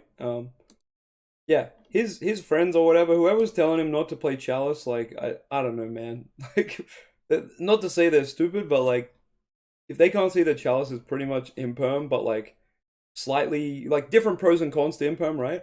Like they're kind of dumb then. As Harry Senpai said, I would not fault someone for playing this. I would never fault someone for playing Chalice. I'd be like, yep, cool, like great addition. Now we're just gonna jump past secrets and circle to the upstart. Upstart first, and then chain soul servant. You get the combo. I hope you know that. It's a base, super base. My fingers on the volume button. I don't want to turn off the recording. Now we got chicken game thanks to the new Banlist. 1 salvation, cool. And you guessed it, 1 secret village, and call by. We'll put call by here and terraformer. So I didn't see terraforming as much as I saw it today. I either saw this in hand or this in hand in my starting hands with the rod, either a rod Ecclesia, Magician Souls. These are all great one-ups for a DM deck to have, I'll just say that. These are all really nice. Harry Senpai is also talking about people who say like Veil over Imperm or vice versa in certain, unless it's format specific. I'm always like an Imperm over Veiler guy. Strictly because you can go like Imperm and then Ref and like just pop off going second. Like you can hold your Imperm. You let your opponent combo and treat the Imperm as pretty much more of a Chalice, right? So by that logic, I should probably be playing Chalice too. But Imperm I just find is a bit more generic than good old Effect Veiler. But I do like both cards. Like when I went to YCS, I played... What did I play? 3 Veiler, 2 Imperm. And, sorry, 2 Imperm, 3 Veiler. No, what am I saying? 3 Imperm, 2 Veiler, but I wish I went 3 and 3. Because, man, it was really good against Snake Eyes, and I wish I just had more all the time. Yeah, Imperm is just so much better than Veiler going second, but like, once again, Chalice, Imperm, and Veiler are like the same 3 cards, right? It's like the spell version, the monster version, the trap version. They all have their pros and cons. Obviously, Imperm doesn't play into triple tactics as well, which is really nice. And Chalice doesn't play into triple tactics either, so... they do have these niches, right? They all have a pro and a con list, but they are essentially the same card. I love them all. If you played 9 copies, like all of them, because the format called for it, fucking banger, right? Side deck was just like, or your main deck was like, 2, 2, and 2. I'd be like, yeah, fair enough, bro. Normal summon Veiler, make Typhon. Yo! True! See? Like, all of them can do unique things because of what they are. A monster, a spell, or a trap. So, I don't fault any of them. They're all good options. Just for different reasons. Anyway, once again, these 4 cards here are all brilliant. I have nothing to say about them. Looks like we're getting on to the traps, starting with Punishment and Eternal Soul. You should always mirror your circle with your Eternal Soul. That's my ruling for Eternal Soul in circle. Dogmatic Punishment. This is more of a bait. I learned Punishment is really a true punishment of a card if you end up using it on your opponent's turn. And you can't use your extra deck next turn. And with this deck, you need your extra deck. Could be shit. So, with that being said, I ended up looking... It's a great baiter. I don't have a season. Yeah, we're going to go into the extra deck. Starting with the first card. It's a classic. Run it at 1. Don't be stupid. So I was right, by the way. No Schism package, which I just had a feeling. I don't know why. I just had a feeling. Stupid. I said this in my last video. Do not be stupid. Run the Artemis. I have 3 copies of her. I was very tempted to run her at 2 because now I have 3 copies of Ecclesia and 3 copies of Rod. If I had 3 more copies of another spellcaster starter, we would run Artemis probably at 2. And it has to be a level 4 or lower spellcaster. We would probably run her at 2. But until then, run her at 1. Great recovery for Rod. That's mainly what she's for. That's why she's running at 1. But she easily frees up space. So don't see her being bad at 1. Alright. Gloomy. Love Gloomy. Great card today. Yesterday. Guess what? Lina came up way more than Gloomy. I'm starting to come to the conclusion that I think Lina is starting to become more popular, in my opinion, from my obviously is my I like Lina. Like, it's the same premise as Dark, but you do have to go into your Artemis first. But it's still very good, and I guess Ecclesia can also just make it. So I guess in this build, Lina would come up a lot more, as you said. And yeah, it does mean if your opponent's like Veiler, you can go yoink that Veiler, which is kind of good, right? Locals, not all around. I think my locals is pretty diverse. Yeah, Lana came up a lot more. Dark Gloomy came up some duels, not all duels. But Brave Flex, she's a flexer. This is a main. If you don't get what I mean by flex is if I can't find a way to get my boss monsters. Oh yeah, no Maximus. Don't kill me, Loza. I'm still using IP. Yes, it's a banged up IP. I just have another one sitting in my closet, another gold, maximum gold. Not taking out my brightest cards, but IP Masquerade. Great card for the Dogmatica package. Let's say we don't really need to talk about IP. And then or if you want to be a little spicy. Okay, Unicorn. Okay, he doesn't have what's it called? SP. Fair enough. I don't either, bro. I like it. Yeah, IP is good, but not having SP, I can respect it. Like SP is obviously amazing, but like the $100, pff, yeah, sure. No, just wait, guys. It's cool to wait. Unicorn is still okay, because it's obviously a Link 3 and blah blah blah, and shuffling a card's good. Discarding sucks though. Discarding is really bad, which is honestly my favorite bit of SP is that you don't have to discard a card. Sounds dumb, but that is really my favorite bit of it. BLS is really awesome here. Really like it. Yeah, just wait till they reprint SP and then ban. Honestly, Baron de Fleur moment. The BLS I like. There are games where you'll never be able to get into it, but the games where you do, it can be very good. It can be very good in those trap deck matchups like Labyrinth and Eldritch, making it get to 4,500 attack. They don't really have an out for it, and you kind of just chill. Also, being able to banish a card after destroy something by battle can be really huge too. I really do like BLS. Not every build I play has it, but I'd like to say it is an honorary DM extra deck stay. Like, it's a great card. We just do struggle to get to 3 summon sub-turns, Obviously, we get the level 7 out with Magician Souls, but sometimes you don't because you need to summon that Souls and cycle some draws, right? So, oh, they have Karma Cannon now. That's a good point. Yeah, that sucks. But, it still forces them to go that route, and then maybe the rest of your cards can negate their way there, hopefully. But anyway, you get what I mean. It forces them to play a certain way, and BLS, pretty good guy. And it's a Yugi guy, so that's cool. Ultimate, rare, BLS. Just go straight for it now. This has been kept in very good condition. I barely use this card actually. It's a nice ulti. Because sometimes your opponent cannot target has a both effect. Only once you BLS is so gas. Selena's God tier. Great card. Yeah. Extender into your big boy access code. Nice. The package. Great on this deck. Later down the line, when I trade my IP in for SP Little Knight, Alright, Brandon Fusion time. Little Knight. I think SP Little Knight is a dark attribute. But if I were to take a card out to put an Unduck in, it would be in my fusion, not my links. Speaking of fusions, starting off with my fusion monster, we're gonna start off with the Daddy, the Dragoon. So my boy, Daddy. Dragoon is very beautiful. Dragoon is life. Dragoon plus Secret Village plus Ecclesia for leaves equals play game. Oh, and Circle and Eternal Soul equals shake my hand. So pretty good. Alongside Mirror Jade and Dark Magicians. I was gonna take this card out, and then I thought to myself, I was like, Dark Magician Girl has some value in this deck, a little bit. She's mainly a huge brick. Yeah, it teaches you Banlist draw. This card has value. Run it if you can. Be based. Just try to be based. The draw power in this deck is absurd when you get the Dark Magician. You're gonna get a turn where you're drawing 5 cards in one turn. You think I'm lying? I'll explain it later if I can in this video. But great card. Dragoon, great card. Mirror Jade, great card. Now, obviously, Mirror Jade cannot be. These guys cannot be summoned without the Lebellion and the 2 Albions that I have in this deck. Now, I could have went Albion, 2 Lebellion, okay, 2 Albion, but I can buy myself Lebellion. So yeah, I run a lot of lights in this deck. So that's not the problem. That's not a problem at all. Yeah, and last but not least, 1 Satanic Clad. Yep, you So got actually, what do you have Satanic Clad in this deck? Bro, they're serving. Satanic Clad is basically added from an Albaz or a Dogmatica card from the deck to hand. Effect. Albaz. Unless you. So now, as you can see, What else? With this side deck, it's going to be modified. Oh, we're onto the side. Excuse me, week by week, local by local. So forgive me. I'm trying to get used to the meta. You can run the vid back to the start, the stream back to the start. Real games. We will have the Banlist chat there. But I should also just upload that as a video, shouldn't I? What happens if I upload a video while streaming? Will my connection just become complete ass? I have clipped it. Actually, I'm about to go. I have to go in half an hour anyway, guys. I'll upload my Banlist video like as an actual video too. I might just do some slight edits to cut out some of the talking at the start. But yeah. Was a good Banlist IMO? Are you serious, Harry Senpai? That Banlist sucked, dude. No, that's such a terrible Banlist. Just reeking of OG Konami problems. Konami classic thing, not banning the problem cards. But anyway. Because I've been going from Yu-Gi-Oh for 6 months. So bear with me. The king is coming back. And he's going to come back extremely strong. We're going to start off with 3 draws. 3 draws? Great card. Cool. Format specific. It was good at the time. Great. It kind of. This reason why Nib's in here. 2 Nibiru, yeah. Great. Monsters. Side looks solid. I don't think we really... 2 Gammy? Okay. Yeah, Gammy's good. Gammy's good. Ghost Ogre and Ghost Bell. So okay, look, the side I'm not gonna look at anymore. This profile's actually pretty good. Pretty goated.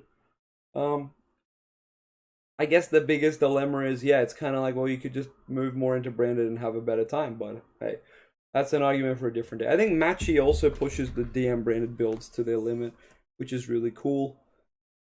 But yeah, I don't think there's much else to say, but let me know what you think down in the comments. I'd probably rate this profile a good 7 or 8 out of 10. It's pretty solid.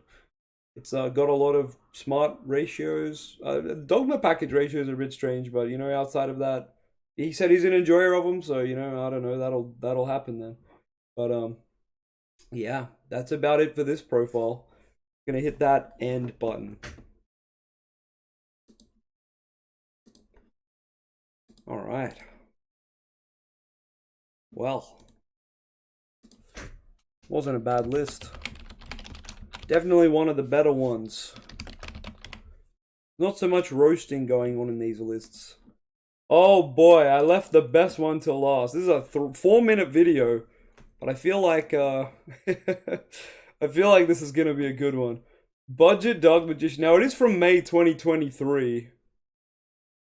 Yeah, Royal Games, I literally said that in the video. It's like, they're banning Karibo, they're just gonna make anime now. Like, okay.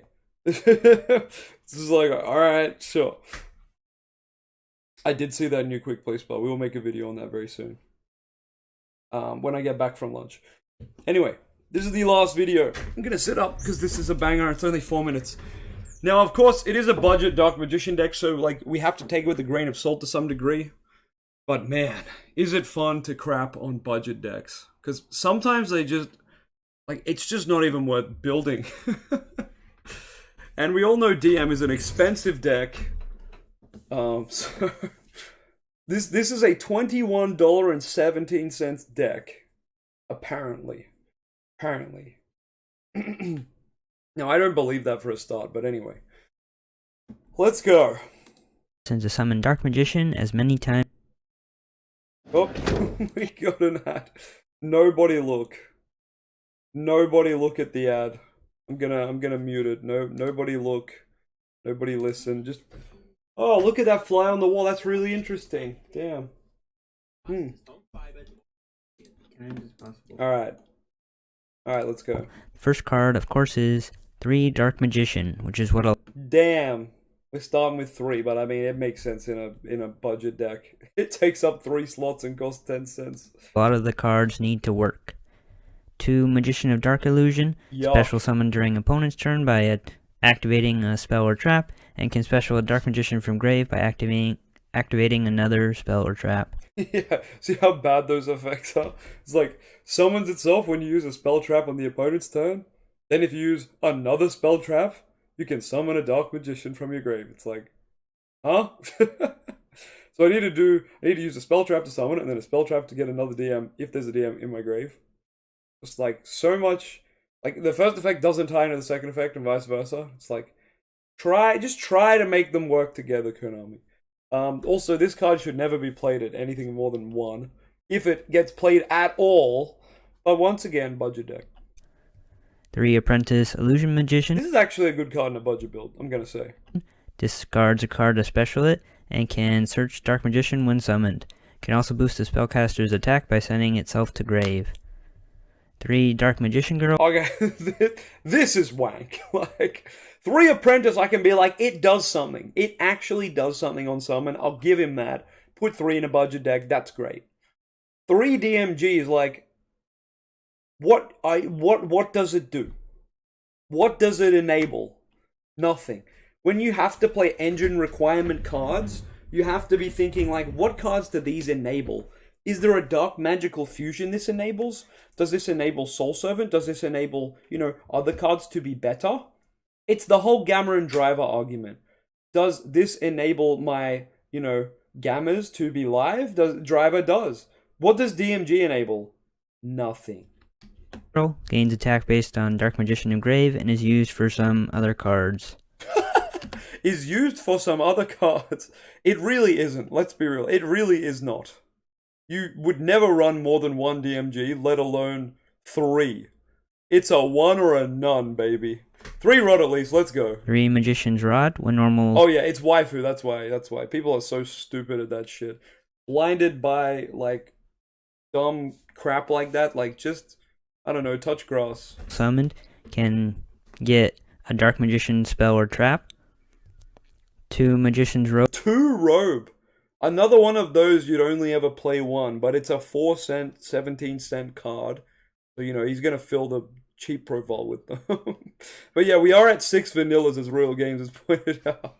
So, we should do some test hands. Robe can special Dark Magician from deck by discarding a spell or trap during opponent's turn. Oh yeah, Robe is a 0. 3 Dimension. What? How many normal summons have we got? This card is valued at 7 cents on the market price. I think that says all you need to know about this stupid card. This is a common short printed card, and no one gives a shit. This card is so bad. So bad. And it could go into Link Karibo, so this card should probably be banned then, like Link Karibo, right? Oh, that's a terrible joke because the current ban list banned Link Karibo. Yep. Thanks, Konami. Great ban. Great ban. Yeah, you should probably play 0 of this card, but here it is at 3. Conjurer, when summoned, can add Magical Dimension from deck or grave. 3. Hey, this is actually good. This is one of the better cards in the deck. 3 Knowledge. But once again, in a build like this, you're gonna send your Robe and draw 2, and you're gonna draw into like 2 bricks, right? The Spellbook of Knowledge sends a spellcaster you control to grave to draw 2. 2 Pot of Duality to pick a. 2 Pot of Duality. You know what? Budget build's not that bad. Not that bad. Blue Quinn thinks the Link Karibo ban made sense. I do not agree. I think it's a classic Konami banning everything around the problem rather than the problem itself. But and yeah, a lot of the unbans, I hate all the unbans. Pretty much all the unbans I also hate.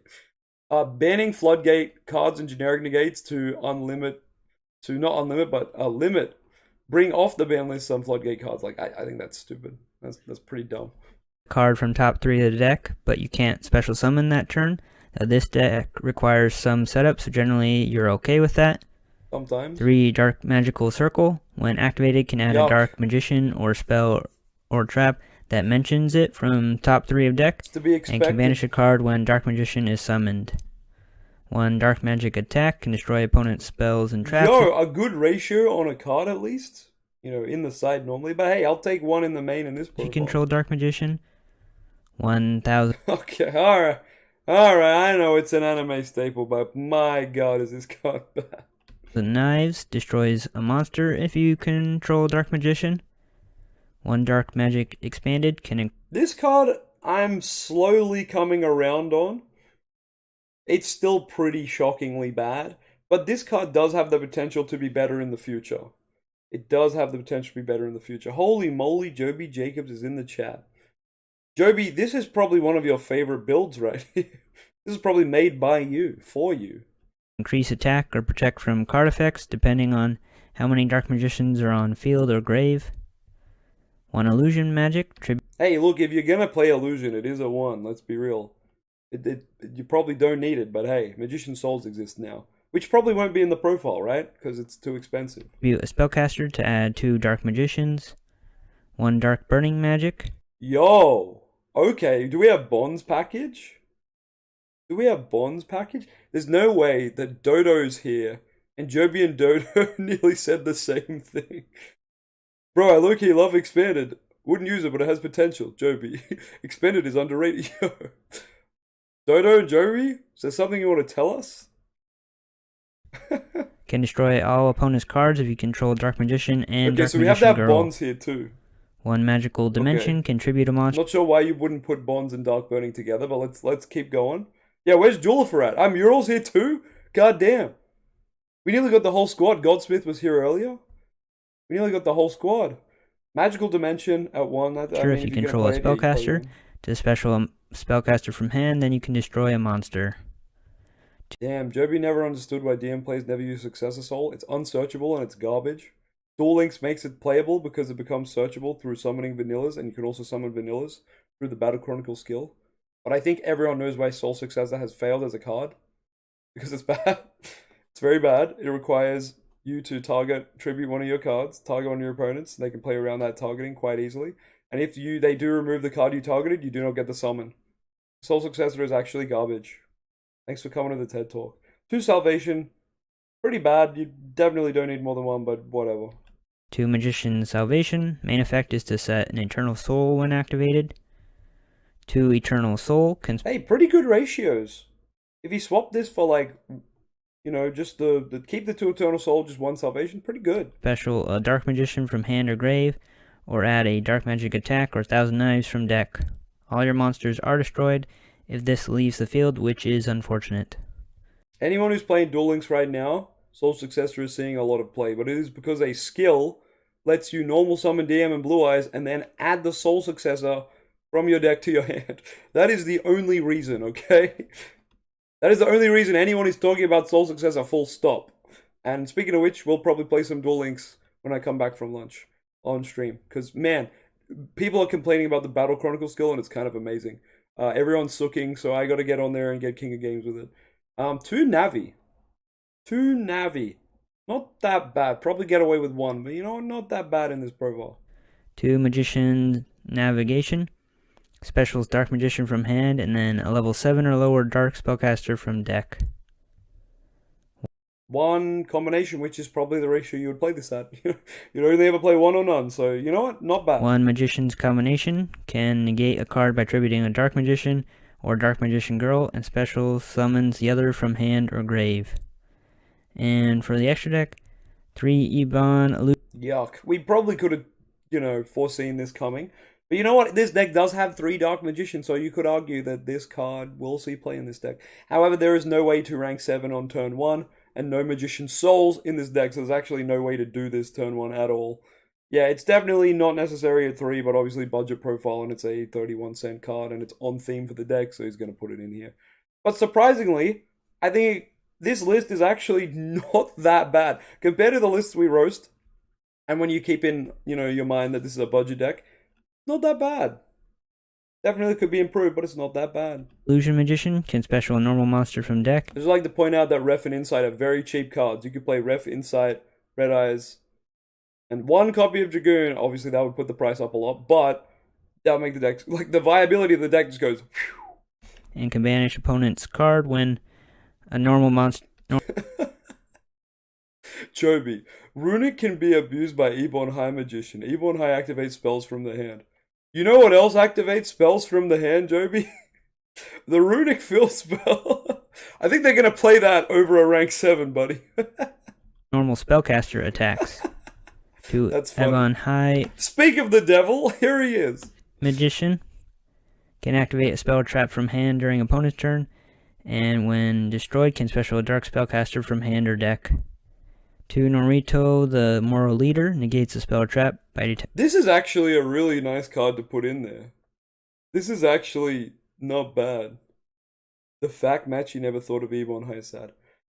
Man, Joby, there are some things you should cook and just keep them in your head and not say them out loud. Or at least say them out loud with the intention to be like, hey guys, how silly was I? I actually thought about this for like 5 minutes. I don't even think Ebon High has a place anywhere, to be honest. That card is garbo. Attaching a material.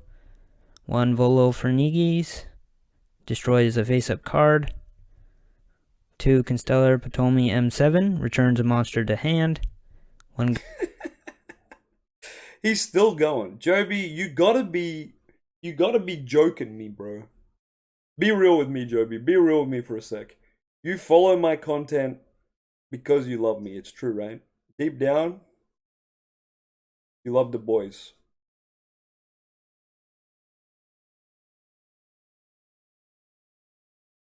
Because like you've gotta. Because you keep coming back for more.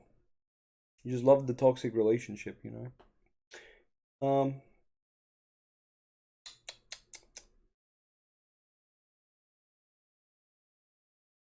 I think he's got to just be starting arguments for the sake of starting arguments, because, like, you know, Runic Fountain is a pretty good card that Runic players tend to enjoy. But, you know, in my Runic deck, I make a rank 7. How would you go about making that? I'd love to see the list that facilitates a rank 7. Gauntlet Launcher. Destroys opponent's... Wait, what is this card? This has been on screen for so long, I don't know what it does. It's Ebon High. Brother, you are Ebon High. 2 level 6s, detach a material, target a card your opponent controls, destroy it. It's like really weird. I didn't even know this was a thing. But I mean, you can make it. You play a lot of Apprentice. Pretty interesting. Yeah, this is like surprisingly okay. Monsters. And some Link monsters and 1 Nightmare Cerberus. Yeah, that's good. Can destroy special summon monsters in the main monster zone. 1 Nightmare Phoenix to destroy spells and traps. 1 Nightmare Unicorn shuffles a card into deck. 1 Nightmare Griffin can get a spell or trap from grave to field. That's the deck at $21.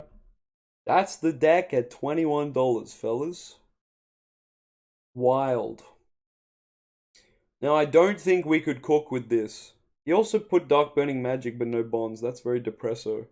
You just have to normal the DMG. Depression. That's wild. That's wild. Well, what do you think of this profile? It doesn't have a DM fusion in it or secrets, which that's kind of wild. Secrets is like a no money card. Maybe all the fusions are worth something though, so he took them out. But there you go. There you go. GG's, everybody. This is the ultimate DM profile. This is still better than any profile Joby or Julifer has come up with. Let's be real. This profile slaps. This profile could probably get, like, you know, 400th at a 500 person event. It's actually kind of busted. Alright, well, let me know in the comments what you think of this bad boy. I'm giving it a solid 3 out of 10. I think it deserves maybe a 3.5. It's a solid effort for a budget deck, but there's a lot of things that could be done to make it better. Improving some of the ratios, cutting some of the bad cards. Like Effect Veiler would fit in here really nicely and be a really cheap card. Then give this deck some off-turn interaction. You could probably easily put in some generic back row. I don't really think... You know what, the ratios are not bad on the traps, I'll say that. I'll say that as a positive. But, yeah. Definitely too many DMGs. And definitely an extra deck that's pretty much entirely useless. There's nothing in there that's going to do a thing. Probably Nightmare Phoenix is the best thing in there. Let's be real. And yes, as I said, you could get 3 copies of Red Eyes Fusion and Insight for pretty cheap. Pretty sure it'd be pretty cheap. And, 1 Dragoon, which would be the most expensive card in your deck, and the deck would be infinitely better. Oh, I guess you need a Meteor Dragon or a Wyvern or something to send with Insight as well. But Unicorn is a good card here too, but yeah, you're never going to get to it, because there's no... Remember, there's no Magician Souls in this deck, so... Yep. Anyway. Insight is expensive. Oh, it did just spike. Okay. Insight just spiked. It's like $8 now, but I'm just going to say, before whatever hyped it up, it was like a 30-cent card. I'm just going to put that out there. But... Anyway. GG's to the gamers. See, people saying table 500. I reckon this one could get to table 400. That's kind of good. You could play a Laura example of another draw spell instead of maxing out on knowledge, because obviously knowledge is once per turn. You could do like, you know, two Allure 2 knowledge would be a much better ratio. And that would also mean you get to cut on something else like the third DMG. What hyped up insights? I believe it was the deck, the Subterra deck that won or did well at OICS. I'm pretty sure. Or just random, I don't know, random buyout. No idea. It is Pot of Duality, yes. Budget deck. Let's see what the comments are. Winwich Packet and Crystal Wings, very good for budget. I don't think it's quite budget unless it's gotten real cheaper. You do a lot more old school decks. Can confirm this deck is an impressive deck build that will make people scared and astonished. What? Also, if you think build, swap out 2 cards with 2 dragons to use Secrets of Dark Magic or Eye of Timaeus, then you'll be making high-powered branded Despia players baffled and amazed. Who is this person, and what world do they live in? No one's gonna have that reaction to this deck, my guy. Thank you. I finally budget my fish can build. This is the average YouTube comment, like, intelligence level. Thank you. I finally budget my fish can build. It's just thumbs up and a smiley face, because what do you say to that? No Dark Magician, the Dragon Knight, no response, and then just nice. Thanks. Please, Destiny Heroes. Alright. Interesting comments. Interesting comment section. These comments do be sentences. AI has gone too far. That's the thing. AI writes better sentences than this. Like, this is crazy. This is crazy. I don't know, man. These comment sections hurt. My god. Dodo said we should make a tourney using only bad DM profiles. That's an awesome idea. We should do like a spin the wheel and you get that deck. And it'll be shit like this. Shit from the roasting series. Yeah, you waste like a good $15. You buy this deck. English peak. Ingorishu. Like, sometimes we say things, like, incorrectly on purpose. Like, we're like, oh, we do be doing this. We say something like, any, you know, Dark Magician enjoyers. You know, we use, like, incorrect English for humor. Or for meme value. But this is just, like, straight up unga bunga caveman talk, you know? It's truly wild. Truly wild. They are all the profiles I had. I hope you enjoyed them for today, though. And I got to go out to lunch now, but when I get back, we're going to play some Duel Links. So if you're keen, stick around for that. I'll be in about an hour or two. But yeah, thank you for joining me for roasting and boasting of profiles. Pardon me, lovely to have everyone here. Love to see everyone. You guys have a wonderful day. It is Sunday right now for me, but I don't know if it's a different day for you guys. But enjoy your day, and I'll catch you guys after with some fatty dueling streaming. Laters.